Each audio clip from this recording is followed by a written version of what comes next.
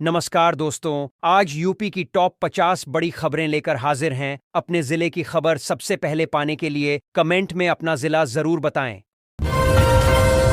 उत्तर प्रदेश में RTE admission 2026 के तहत निजी स्कूलों में मुफ्त पढ़ाई का सुनहरा अवसर मिला है। आज से ऑनलाइन आवेदन प्रक्रिया शुरू हो गई है। आर्थिक रूप से कमजोर और वंचित वर्ग के बच्चे प्राइवेट स्कूलों में निशुल्क शिक्षा पा सकेंगे। अभिभावकों को तय समय सीमा में आधिकारिक वेबसाइट पर आवेदन करना होगा। यूपी पुलिस भर्ती 2026 को लेकर बड़ी खबर सामने आई है। कांस्टेबल और जेल वार्डर भर्ती की लिखित परीक्षा जून महीने में आयोजित की जाएगी। परीक्षा का संभावित शेड्यूल जारी कर दिया गया है। लाखों अभ्यर्थियों के लिए यह अहम अपडेट है। उम्मीदवारों को सलाह दी गई है कि वे तैयारी तेज रखें। 14.2 किलो घरेलू LPG गैस सिलेंडर के नए दाम 2026 के लिए जारी कर दिए गए हैं। आज से नई कीमतें लागू हो गई हैं। कुछ शहरों में गैस सस्ती हुई है, जबकि कई जगहों पर दाम बढ़े हैं। उपभोक्ता अपने शहर के ताजा रेट जरूर जांच लें ताकि बजट की सही योजना बना सके। सीतापुर में वोटरों के नाम हटाने के लिए फर्जी आवेदन का मामला सामने आया है। प्रशासन ने शुरुआती जांच शुरू कर दी है। SDM का कहना है कि सभी संदिग्ध आवेदनों की बारीकी से जांच की जा रही है। वहीं सपा प्रमुख अखिलेश यादव ने BJP पर लोकतंत्र से खिलवाड़ का आरोप लगाया है, जिससे जिले की राजनीति में हलचल तेज हो गई है। मुरादाबाद में दिल दहला देने वाली घटना सामने आई है, जहां पत्नी ने अपने प्रेमी के साथ मिलकर पति की हत्या कर दी। आरोपियों ने हत्या के बाद शव को नहर में डुबोकर सबूत मिटाने की कोशिश की। पुलिस ने इस मामले में 4 लोगों को गिरफ्तार किया है और पूरे घटनाक्रम की गहन जांच जारी है। पश्चिमी विक्षोभ के सक्रिय होने से मौसम में बड़ा बदलाव देखने को मिलेगा। 4, 5 और 6 फरवरी को 5 राज्यों में भारी बारिश और ओलावृष्टि की चेतावनी जारी की गई है। मौसम विभाग के अनुसार तापमान में गिरावट आएगी और फसलों को नुकसान की आशंका है, जिससे किसानों की चिंता बढ़ सकती है। उत्तर प्रदेश में किसानों को बेहतर सिंचाई सुविधा देने के लिए सरकार नया अभियान चलाने जा रही है। जल संरक्षण को बढ़ावा देने के लिए तालाबों, नहरों और जलस्रोतों के पुनर्जीवन पर फोकस रहेगा। सरकार का कहना है कि इससे खेतों तक समय पर पानी पहुंचेगा, सिंचाई की लागत घटेगी और किसानों की पैदावार बढ़ेगी, जिससे ग्रामीण अर्थव्यवस्था को मजबूती मिलेगी। सोने की कीमतों को लेकर निवेशकों में असमंजस बना हुआ है। एक्सपर्ट्स का मानना है कि अंतर्राष्ट्रीय बाजार के संकेतों से आगे और गिरावट देखने को मिल सकती है। ऐसे में सवाल है कि अभी खरीदारी की जाए या बिक्री। जानकार सलाह दे रहे हैं कि जल्दबाजी से बचें, बाजार के रुझान को समझकर ही निवेश का फैसला लें। गाजियाबाद के निवाड़ी थाने के SHO जयपाल सिंह रावत को 50,000 रुपए की रिश्वत लेते हुए विजिलेंस टीम ने रंगे हाथ गिरफ्तार किया है। इस कार्रवाई से पुलिस विभाग में हड़कंप मच गया है। आरोपी अधिकारी के खिलाफ कानूनी कार्रवाई शुरू कर दी गई है और मामले की विस्तृत जांच की जा रही है। ओवरलोड ट्रक और डंपर को लेकर मुख्यमंत्री योगी आदित्यनाथ ने कड़ा रुख अपनाया है। एक उच्च स्तरीय बैठक में उन्होंने अधिकारियों को सख्त निर्देश दिए कि ओवरलोड वाहन किसी भी हालत में सड़कों पर न चलें। नियमों का उल्लंघन करने वालों पर भारी जुर्माना और सख्त कार्रवाई के आदेश दिए गए हैं। देवरिया SIR में हेराफेरी का मामला सामने आने से प्रशासन में हलचल मच गई है। आरोप है कि एक मुस्लिम मकान मालिक के घर के पते पर हिंदू मतदाताओं के नाम दर्ज कर दिए गए। मामले को गंभीरता से लेते हुए DM ने जांच के आदेश दिए हैं और दोषियों पर कड़ी कार्रवाई की बात कही। एक विमान में उस समय अजीब हालात बन गए जब प्लेन के 11 टॉयलेट एक साथ खराब हो गए। यात्रियों को भारी परेशानी का सामना करना पड़ा। हालात इतने बिगड़े कि फ्लाइट अटेंडेंट को हाथ से गंदगी साफ करनी पड़ी। इस घटना ने एयरलाइन की व्यवस्था पर सवाल खड़े कर दिए हैं। मेरठ में एक व्यापारी की छोटी सी गलती उस पर भारी पड़ गई। जांच के दौरान उसके बैग से 2 किलो चांदी की ईंट बरामद हुई। नियमों का पालन न करने पर व्यापारी पर 42,000 रुपए का जुर्माना लगाया गया। इस घटना के बाद व्यापारियों में नियमों को लेकर चिंता बढ़ गई। उत्तर प्रदेश में नेपाल से बहू बनकर भारत आई महिलाएं वोटर नहीं बन सकेंगी। निवासी होने के बावजूद उन्हें मतदान का अधिकार नहीं मिलेगा। प्रशासन के अनुसार नागरिकता नियमों के तहत यह फैसला लिया गया है। इस निर्णय से कई परिवारों में मायूसी है और विषय पर चर्चा तेज हो गई है। यूपी में 4 फरवरी को मौसम का मिजाज बदला रहेगा। मौसम विभाग ने बारिश को लेकर अलर्ट जारी किया है। कई जिलों में बादल छाए रहेंगे और कहीं कहीं बारिश हो सकती है। वहीं धूप निकलने पर हल्की गर्मी भी महसूस होगी, जिससे लोगों को सतर्क रहने की सलाह दी गई है। केंद्रीय बजट में एलपीजी सिलेंडर से जुड़ी स्कीम पर भी अहम ऐलान किया गया है। सरकार ने आम उपभोक्ताओं को राहत देने के लिए सब्सिडी और योजनाओं में बदलाव किए हैं। गैस उपभोक्ताओं को सलाह दी गई है कि वे नई स्कीम की पूरी जानकारी और पात्रता जरूर जांच लें। लखनऊ में दर्दनाक सड़क हादसे में एक युवक की मौत हो गई। शादी से सिर्फ 11 दिन पहले वह दोस्त को कार्ड देकर लौट रहा था। सड़क किनारे खड़े डंपर से टकराने के कारण उसकी जान चली गई। घटना के बाद परिवार में मातम पसरा हुआ है और इलाके में शोक का माहौल है। शंकराचार्य से आशीर्वाद लेने के बाद अलंकार अग्निहोत्री ने हाई कोर्ट के वरिष्ठ वकीलों से मुलाकात कर अगले कदम को लेकर कानूनी सलाह ली है। बताया जा रहा है कि मौजूदा हालात और भविष्य की रणनीति पर विस्तार से चर्चा हुई। अलंकार अग्निहोत्री ने कहा कि वे हर फैसला कानून के दायरे में रहकर और सोच समझकर आगे बढ़ाएंगे। बदमाशों ने 11 साल के ईवान की नाक पर रूमाल रखकर उसे बेहोश करने की कोशिश की, लेकिन बच्चे की सूझबूझ से उसकी जान बच गई। ईवान ने सांस रोक ली और मौका मिलते ही बदमाश का हाथ काटकर वहां से भाग निकला। बच्चे की बहादुरी की हर तरफ तारीफ हो रही है और पुलिस मामले की जांच कर रही है। उत्तर प्रदेश में 3 फरवरी को मौसम का मिजाज बदला हुआ नजर आया। लखनऊ में सुबह से रिमझिम बारिश शुरू हो गई, जबकि प्रयागराज में बारिश का अलर्ट जारी किया गया है। मौसम विभाग के अनुसार कोहरा और धुंध ठंड बढ़ाएंगे। तापमान में गिरावट से लोगों को ठिठुरन का सामना करना पड़ सकता है। एयर इंडिया की एक फ्लाइट में उस वक्त हड़कंप मच गया जब फ्यूल कंट्रोल स्विच में तकनीकी गड़बड़ी सामने आई। विमान लंदन से बेंगलुरु की ओर आ रहा था। पायलटों ने सूझबूझ से स्थिति को संभाल लिया। एयरलाइन ने जांच के आदेश दिए हैं और यात्रियों की सुरक्षा को प्राथमिकता बताया है। नए नोएडा परियोजना के लिए 80 गांवों से जमीन खरीदी जाएगी। सरकार की मंजूरी के बाद जमीन अधिग्रहण की प्रक्रिया शुरू होने जा रही है। प्रस्तावित रेट को लेकर भी चर्चा तेज है। अधिकारियों के मुताबिक किसानों को उचित मुआवजा दिया जाएगा ताकि विकास कार्य में कोई बाधा न आए और क्षेत्र का तेजी से विस्तार हो सके। मुख्यमंत्री योगी आदित्यनाथ ने कहा है कि अंतः फसली खेती को मिशन मोड में लागू किया जाएगा। इससे किसानों की आय में कई गुना इजाफा होगा। सीएम ने अधिकारियों को निर्देश दिए कि किसानों को तकनीकी सहायता और प्रशिक्षण दिया जाए। सरकार का लक्ष्य खेती को ज्यादा लाभकारी बनाकर किसानों की आर्थिक स्थिति मजबूत करना है। नोएडा इंटरनेशनल एयरपोर्ट को लेकर बड़ा अपडेट सामने आया है। एयरोड्रम लाइसेंस क्या होता है और कब मिलेगा, इस पर सीएम योगी ने जानकारी दी। उन्होंने बताया कि सभी प्रक्रियाएं तय समय पर पूरी की जा रही हैं। लाइसेंस मिलने के बाद एयरपोर्ट से उड़ानें शुरू होने का रास्ता साफ हो जाएगा। केंद्रीय बजट में सरकारी बैंकों के मर्जर का ऐलान होते ही बाजार में हलचल मच गई। वित्त मंत्री की घोषणा के बाद एसबीआई समेत कई बैंक शेयरों में गिरावट दर्ज की गई। निवेशकों में चिंता का माहौल है। विशेषज्ञों का कहना है कि मर्जर का असर लंबी अवधि में दिखेगा। फिलहाल बाजार प्रतिक्रिया दे रहा है। अलंकार अग्निहोत्री ने चेतावनी दी है कि अगर सरकार ने SC/ST एक्ट को खत्म नहीं किया तो देशव्यापी आंदोलन किया जाएगा। उन्होंने कहा कि यह कानून समाज में असंतुलन पैदा कर रहा है। बयान के बाद राजनीतिक और सामाजिक हलकों में चर्चा तेज हो गई है और प्रशासन भी हालात पर नजर बनाए हुए है।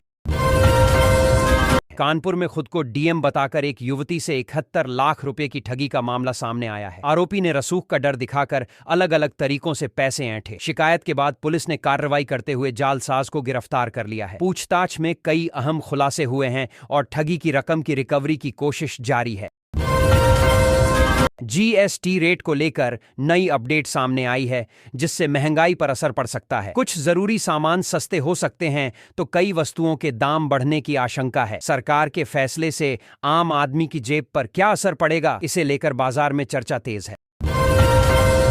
जानकारों के मुताबिक बदलाव का असर धीरे धीरे दिखेगा। करौली धाम को लेकर स्वामी चक्रपाणी ने बड़ा बयान दिया है। राधा रमण बाबा जी के 142वें जन्मोत्सव पर उन्होंने कहा कि जहां लोभ नहीं और जहां प्रेम है वही करौली धाम है। उन्होंने भक्तों से आस्था और संयम बनाए रखने की अपील की।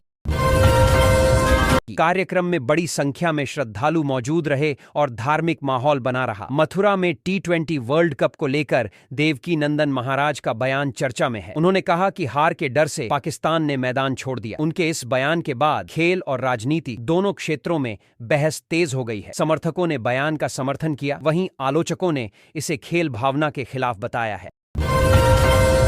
भारत यूएस ट्रेड डील को लेकर सरकार ने साफ कहा है कि किसानों के हित से कोई समझौता नहीं किया जाएगा। सरकार ने जरूरत पड़ने पर वेनेजुएला से तेल खरीदने की बात भी कही है। बयान के बाद अंतर्राष्ट्रीय व्यापार और कूटनीति पर चर्चा तेज हो गई है। सरकार का कहना है कि राष्ट्रीय हित सर्वोपरि रहेगा। कथावाचक अनिरुद्धाचार्य को उनकी पहली कथा के लिए कितने पैसे मिले थे, इसका खुलासा सामने आया है। उन्होंने बताया कि शुरुआत बेहद साधारण थी। माघ मेले में चल रही अखंड रसोई को लेकर भी चर्चा हो रही है। श्रद्धालुओं का कहना है कि सेवा और भक्ति से ही पहचान बनती है, पैसा बाद में आता है। बजट 2026 में सरकार ने 80,000 करोड़ रुपए जुटाने का लक्ष्य रखा है। इसके लिए आईडीबीआई बैंक समेत कई संस्थानों में हिस्सेदारी बेचने की तैयारी की जा रही है। विनिवेश की इस योजना से बाजार में हलचल तेज है। सरकार का कहना है कि इससे राजकोषीय स्थिति मजबूत होगी और विकास कार्यों को गति मिलेगी। मथुरा में एक होमगार्ड ने हेड कांस्टेबल पर अवैध वसूली और अभद्रता के गंभीर आरोप लगाए हैं। पीड़ित ने एसएसपी से लिखित शिकायत की है। मामले के सामने आने के बाद पुलिस महकमे में हड़कंप मच गया है। अधिकारियों ने निष्पक्ष जांच का भरोसा दिलाया है और कार्रवाई की बात कही है। मथुरा जन्मभूमि ईदगाह विवाद मामले में इलाहाबाद हाईकोर्ट ने सुनवाई टाल दी है। अब इस केस की अगली सुनवाई 20 फरवरी को होगी। दोनों पक्षों की दलीलों को देखते हुए कोर्ट ने समय दिया है। फैसले पर पूरे प्रदेश की नजर बनी हुई है और सुरक्षा एजेंसियां भी सतर्क हैं। एक एयर होस्टेस ने फ्लाइट से जुड़े दिलचस्प राज साझा किए हैं। उन्होंने बताया कि जब सभी यात्री प्लेन से उतर जाते हैं तब फ्लाइट अटेंडेंट क्या क्या काम करते हैं। सफाई से लेकर सेफ्टी चेक तक कई जरूरी प्रक्रियाएं पूरी की जाती हैं। यह जानकारी सोशल मीडिया पर तेजी से वायरल हो रही है। अयोध्या में राम मंदिर निर्माण को लेकर बड़ी जानकारी सामने आई है। अधिकारियों के अनुसार 30 अप्रैल तक मंदिर निर्माण का कार्य पूरा हो जाएगा। इस भव्य परियोजना पर करीब 1900 करोड़ रुपए खर्च होंगे। निर्माण कार्य अंतिम चरण में है और श्रद्धालुओं के लिए सुविधाओं को भी तेजी से विकसित किया जा रहा है, जिससे आने वाले समय में अयोध्या की भव्यता और बढ़ेगी। अयोध्या में जीएसटी के डिप्टी कमिश्नर प्रशांत कुमार सिंह ने अपना इस्तीफा वापस ले लिया है। उन्होंने फर्जी सर्टिफिकेट के आरोपों पर सफाई देते हुए कहा कि उनके खिलाफ लगाए गए आरोप भ्रामक हैं। विभागीय स्तर पर मामले की जांच की जा रही है। इस्तीफा वापस लेने के बाद प्रशासनिक हलकों में चर्चाएं तेज हो गई हैं। सोना और चांदी की कीमतों में लगातार गिरावट देखी जा रही है। बाजार में क्रैश जैसे हालात बने हुए हैं। सिर्फ फिजिकल गोल्ड सिल्वर ही नहीं बल्कि गोल्ड और सिल्वर ईटीएफ में भी भारी गिरावट दर्ज की गई है। निवेशकों में चिंता का माहौल है। एक्सपर्ट्स का कहना है कि वैश्विक संकेतों के कारण फिलहाल दबाव बना रह सकता है। अखिलेश यादव सरकार के दौरान बंद किए गए रामलीला कलाकारों के पारिश्रमिक में अब बढ़ोतरी की गई है। प्रभु श्री राम की लीला दिखाने वाले कलाकारों को लंबे समय से बेहतर मेहनताना देने की मांग थी। नई व्यवस्था से कलाकारों में खुशी है। धार्मिक और सांस्कृतिक आयोजनों को बढ़ावा देने की दिशा में इसे बड़ा कदम माना जा रहा है। अयोध्या रेप केस में सपा नेता मोईद खान को फिलहाल जेल से राहत नहीं मिलेगी। कोर्ट ने उनकी जमानत याचिका पर सुनवाई के बाद रिहाई से इनकार कर दिया। वहीं मोईद खान के बेटे ने भावुक बयान देते हुए कहा कि अब्बू जेल में हैं और परिवार इस पीड़ा की भरपाई कैसे करेगा, यह समझ नहीं आ रहा। आगरा के लोगों को हाई स्पीड रेल कॉरिडोर की बड़ी सौगात मिली है। इस परियोजना के पूरा होने के बाद नई दिल्ली महज 1 घंटे में और वाराणसी 2.5 घंटे में पहुंचा जा सकेगा। इससे न सिर्फ यात्रा आसान होगी बल्कि व्यापार और पर्यटन को भी बड़ा बढ़ावा मिलने की उम्मीद जताई जा रही है। रामकथा के दौरान कथावाचक राजन जी महाराज का एक बयान चर्चा में आ गया है। कथा के बीच उन्होंने ललकारते हुए कहा, किसने मां का दूध पिया है, गोली मारकर दिखाओ। इस बयान का वीडियो सोशल मीडिया पर तेजी से वायरल हो रहा है। समर्थक इसे जोश से भरा बयान बता रहे हैं जबकि आलोचना भी हो रही है। ललितपुर में महिलाओं ने शराब की दुकान के खिलाफ उग्र प्रदर्शन किया। गुस्साई महिलाओं ने दुकान से शराब की पेटियां निकालकर सड़क पर फेंक दी और जाम लगा दिया। महिलाओं का कहना है कि शराब से इलाके का माहौल खराब हो रहा है। मौके पर पहुंची पुलिस ने स्थिति को संभालने की कोशिश की और बातचीत जारी है। प्रयागराज में सीबीसीआई डी के रिटायर्ड दरोगा की निर्मम हत्या से सनसनी फैल गई है। बदमाशों ने सिर कूंचकर उनकी जान ले ली। घटना की सूचना मिलते ही पुलिस मौके पर पहुंची और जांच शुरू कर दी गई है। हत्या के पीछे की वजह फिलहाल साफ नहीं हो सकी है, लेकिन पुलिस सभी पहलुओं पर जांच कर रही है। भारत पर ट्रंप टैरिफ में कटौती की खबर के बाद रुपया जोरदार तरीके से मजबूत हुआ है। डॉलर के मुकाबले भारतीय मुद्रा में करीब 1.2% की बड़ी छलांग देखी गई। विदेशी बाजारों से मिले सकारात्मक संकेतों के चलते निवेशकों का भरोसा बढ़ा है। जानकारों का कहना है कि अगर यही रुख बना रहा तो आगे भी रुपये में मजबूती देखने को मिल सकती है। मथुरा के बांके बिहारी मंदिर में सलीम अहमद को ठेका दिए जाने को लेकर विवाद खड़ा हो गया है। संत समाज के विरोध के बाद जिला प्रशासन हरकत में आया। डीएम ने सफाई देते हुए कहा कि ठेका पूरी प्रक्रिया और नियमों के तहत दिया गया है। प्रशासन का दावा है कि धार्मिक परंपराओं से कोई समझौता नहीं किया गया है। उत्तर प्रदेश में एक मुस्लिम युवक पर करीब 300 लड़कियों का धर्म परिवर्तन कराने और यौन शोषण करने के गंभीर आरोप लगे हैं। पीड़िता ने अपनी आपबीती सुनाते हुए कई चौंकाने वाले खुलासे किए हैं। पुलिस ने मामला दर्ज कर जांच शुरू कर दी है। घटना सामने आने के बाद इलाके में आक्रोश का माहौल बना हुआ है। मौसम को लेकर बड़ी चेतावनी जारी की गई है। अगले 24 घंटे में मौसम अचानक बदल सकता है। कई जिलों में आंधी, ओलावृष्टि और बारिश का ट्रिपल अटैक देखने को मिल सकता है। मौसम विभाग ने लोगों को सतर्क रहने की सलाह दी है। किसानों को भी फसलों की सुरक्षा के लिए जरूरी कदम उठाने को कहा गया है।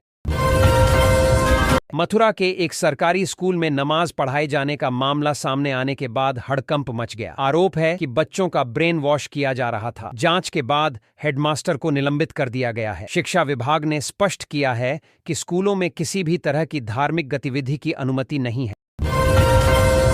ओवरलोड ट्रक और डंफर को लेकर मुख्यमंत्री योगी आदित्यनाथ ने फिर सख्त रुख अपनाया है। एक बैठक में उन्होंने अधिकारियों को निर्देश दिए कि ओवरलोड वाहन किसी भी हाल में सड़कों पर न चलें। नियम तोड़ने वालों पर कड़ी कार्रवाई की जाए। सरकार का कहना है कि सड़क हादसों को रोकना प्राथमिकता है। फर्जी सर्टिफिकेट के आधार पर नियुक्त असिस्टेंट टीचर के मामले में हाई कोर्ट ने सख्त रुख अपनाया है। कोर्ट ने जांच के आदेश देते हुए नियुक्ति रद्द करने और अब तक दी गई सैलरी की रिकवरी के निर्देश दिए हैं। इस फैसले के बाद शिक्षा विभाग में हड़कंप मच गया है और अन्य मामलों की भी जांच तेज हो सकती है। मुख्यमंत्री योगी आदित्यनाथ उस वक्त भावुक हो गए जब मासूम अनाबी ने कविता सुनाई। हम शेर बच्चे छोटे हैं तो क्या हुआ, कविता सुनकर सीएम पिघल गए। उन्होंने तुरंत बच्ची के एडमिशन के निर्देश दिए। इस बातचीत का वीडियो सोशल मीडिया पर तेजी से वायरल हो रहा है और लोग सीएम की संवेदनशीलता की तारीफ कर रहे हैं। ग्रेटर नोएडा में 90 डिग्री मोड़ पर एक बार फिर हादसा हुआ। तेज रफ्तार कार अनियंत्रित होकर नाले में जा गिरी। गनीमत रही कि नाले में पानी कम था, जिससे कार सवारों की जान बच गई। हादसे के बाद स्थानीय लोगों ने प्रशासन से उस मोड़ पर सुरक्षा इंतजाम बढ़ाने की मांग की है। बजट के बाद मुख्यमंत्री योगी आदित्यनाथ ने प्रेस कॉन्फ्रेंस कर प्रधानमंत्री नरेंद्र मोदी का धन्यवाद किया। उन्होंने बताया कि बजट में उत्तर प्रदेश को कई बड़ी सौगातें मिली हैं। इंफ्रास्ट्रक्चर, रोजगार और किसानों से जुड़े प्रावधानों को सीएम ने ऐतिहासिक बताया। सरकार का कहना है कि इससे प्रदेश के विकास को नई गति मिलेगी।